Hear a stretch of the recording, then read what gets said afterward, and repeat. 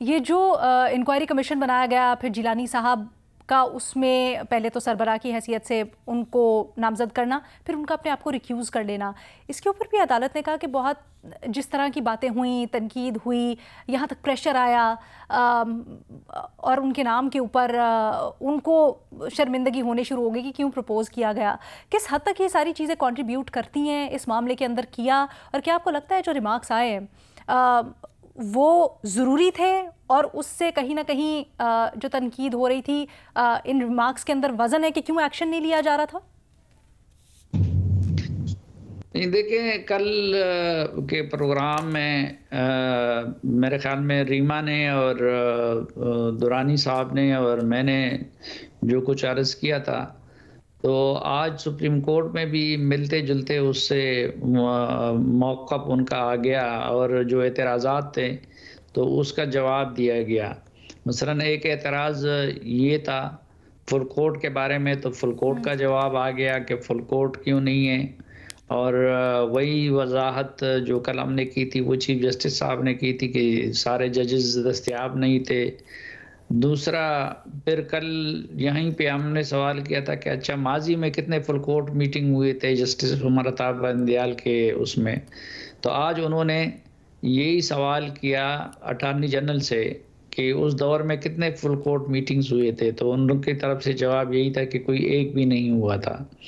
और फिर ये बात भी कि हुकूमत से रुजू इसलिए किया गया था क्योंकि इंक्वायरी कमीशन बनाना वो हुकूमत का इख्तियार है। तो मेरे ख्याल में आज तो ज़्यादातर सुप्रीम कोर्ट पे अभी तक इस हवाले से जो एतराज़ात हुए थे उनका जवाब दिया गया, और फिर जो अब समाअत कर रहे हैं उसकी जस्टिफिकेशन दे दी गई। लेकिन ये बात मुझे भी ज़्यादा इससे कोई उम्मीद तो नहीं है कि, क्योंकि ये मामला बड़ा गंभीर है, और जिस तरह जस्टिस अतर मिन अल्लाह साहब ने कहा था कि ये आज से नहीं हो रहा है।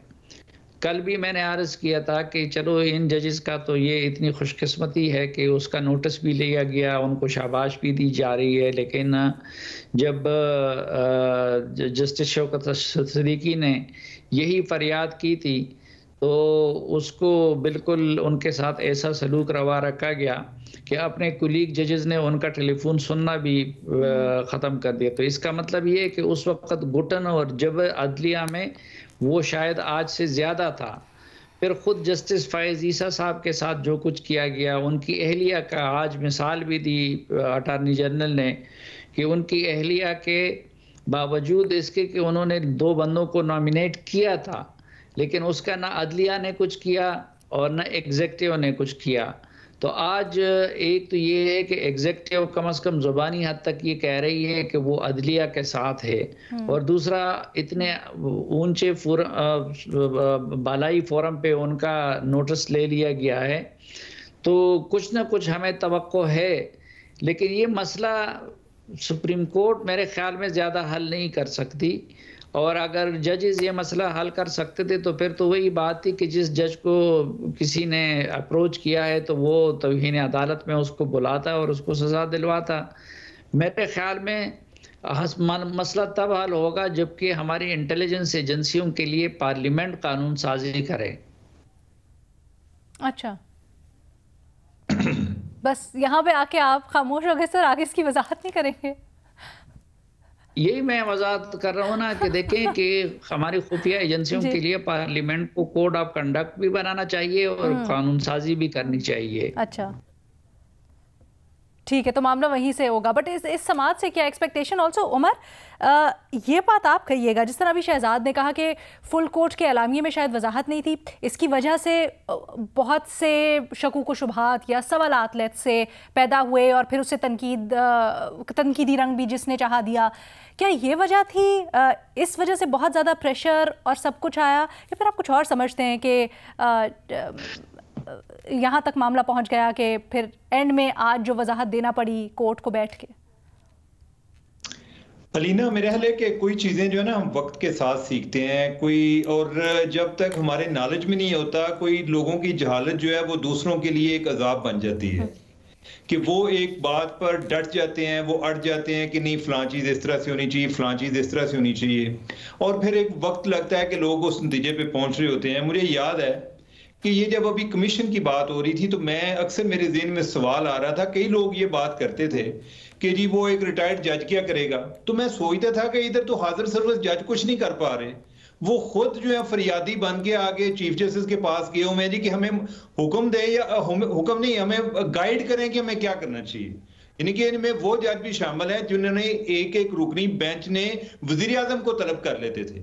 उसमें वो जज भी शामिल हैं कि जिन्होंने डिप्टी कमिश्नर को इतनी उनकी नाक की लकीरें निकलवा के उनको कंटेम्प्ट, उन पे चार्जेस लगा दिए, लेकिन जब उनको नामालूम अफराद से वास्ता पड़ा तो उन्हें आइडिया नहीं हो रहा था कि हम इनको किस तरह से डील करें। अब यह है कि अगर हाजिर सर्विस जज कुछ नहीं कर पा रहे तो उधर जो है जी वो रिटायर्ड जज जो है, रिटायर्ड जज पर क्यों इतराज था। दूसरा ये था जी कि आप जो है मुल्जम के हाथ में सारा मामला दे रहे हैं। मुल्जम कौन है जी? एग्जेक्टिव मुल्जम है। अभी जो ओवरऑल डिस्कशन हो रही है या ये नहीं, ये सारा कमीशन बन गया है तो जो ये उसने 184 के तहत जो आगे कार्रवाई शुरू होगी तो उसके बाद क्या हो रहा है? वही चीजें हो रही हैं। आज क्या हम किसी डिफरेंट कंक्लूजन पर पहुंच रहे हैं? क्या आज हम इंतजामिया की मर्जी के बगैर कुछ कर पा रहे हैं? क्या सुप्रीम कोर्ट के पास अपनी फोर्स है? क्या उसका अपना इन्वेस्टिगेशन का कमीशन है कि जिस तरीके से वो इन्वेस्टिगेट करेगी वो दोबारा से गवर्नमेंट की एजेंसीज को इन्वॉल्व करेगी? तो मैं जिस तरह ये रीमा बात कर रही थी कि उन्होंने मुख्तलिफ लोगों को सुना है, तो मैं भी जब ये सुनता था उनमें ऐसे भी लोग थे जो 300 लोग, 300 वकला जिन्होंने लेटर लिखा था कि 184 के तहत आप इस पे एक्शन लें, तो मेरे भी कोई दोस्त उसमें शामिल थे। तो मैंने उनसे बात की, मैंने कहा कि भाई मैं ये जानना चाहता हूं कि आखिर क्या होगा 184 के तहत जो अभी नहीं हो पा रहा। तो उन्होंने कहा जी कि हम ये समझते हैं कि असल में जो है ना ऑप्टिक्स इंपॉर्टेंट है। ठीक है कि ऑप्टिक्स इंपॉर्टेंट है कि सुप्रीम कोर्ट जो है वो जरा एक थोड़ा सा कोई दबका दुबका मारेगी, और ये है कि ये ऑप्टिक्स असल में अभी जो कुछ हो रहा है ना बेसिकली ये ऑप्टिक्स के लिए हो रहा है। सुप्रीम कोर्ट जो कर रही है उसको भी पता है कि उसी काम वही होना है कि जो एक कमीशन कर सकता था। तसद्दुक जिलानी साहब हैं, अभी हमें यह भी पता चल गया कि नाम उनका सुप्रीम कोर्ट ने दिया था। दूसरा, जिलानी साहब की अच्छी शोहरत है। अब सुप्रीम कोर्ट क्या करेगी? रिकमेंडेशन दे देगी कि गवर्नमेंट को यह करना चाहिए। जिलानी साहब क्यों नहीं रिकमेंडेशन दे सकते थे? वो भी दे सकते थे। ये हमारी बाज़ कम इल्मी का मसला है, बाज़ हमारी जज्बातियत का मसला है कि हम चल पड़ते हैं। यानी कि इधर जो है पॉपुलैरिटी कंटेस्ट चल रहा ये भी तो है ना कि अगर इंक्वायरी करवानी है सारे के सारे मामले की तो फिर मामला या पुलिस को जाएगा, FIA को जाएगा, इंक्वायरी कमीशन में जाएगा। अच्छा नहीं तो वही जाएगा ना, मैं यही बात कर रहा हूँ ना कि मामला तो फिर इंतजामिया की तरफ जाएगा। हम तो इधर तो लोग ये बात कर रहे थे जी कि इस टाइम एग्जेक्टिव मुल्जम है, एग्जेक्टिव को दरमियान में इन्वॉल्व ही नहीं होना चाहिए, तो फिर हम मामला तो उधर ही लेकर जा रहे हैं ना। अच्छा। ये जो बात साफी साहब कर रहे थे, जो इन्होंने कंक्लूजन दिया एजेंसीज के हवाले से, ये जो है ना हमारे जो बहुत सारे मसाइल हैं एजेंसी के, इसमें हम सारे जिम्मेदार हैं। और इसकी मैं एक अक्सर मिसाल अक्सर देता हूं कि शायद कभी किसी जो एक डिसीजन मेकर तक या जो कुछ करना चाहते हैं उन तक पहुंचे कि पीपल्स पार्टी के दौर की बात है। डॉक्टर शुएब सडल DGIB थे। हमारी किसी एजेंसी का कोई कानून नहीं है, उनको एग्जेक्टिव ऑर्डर के जरिए वजूद में आई है, कोई कानून नहीं बना।